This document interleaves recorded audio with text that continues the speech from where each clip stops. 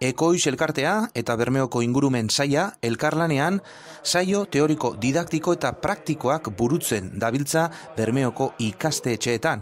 Agenda 2030 GIH-17, garapen iraunkorreko 17 helburuak sustatuz.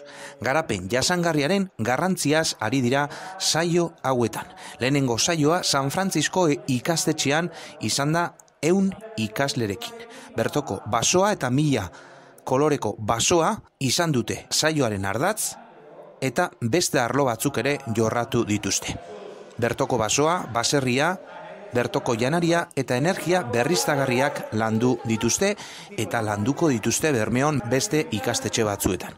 Ikasleak oinarri horietan eztea bultzatu nahi du elkarteak, ingurumenaren aldeko oinarri eta bali horietan hezi nahi dira ikasleak. Erakusketaren helburua gaztenen artean natura errespetatzen duten jardunbideak zabaltzea da, etorkizun iraunkorra eta planetaren osasun ona bermatuz. Beste modu batera bizi behar direla jakinaraziz. Saioaren ondoren, proiektu txikia garatu dute eta garatuko dute ikasleek udaletxera eramateko. Ikastetxeko Agenda 2030 barruan.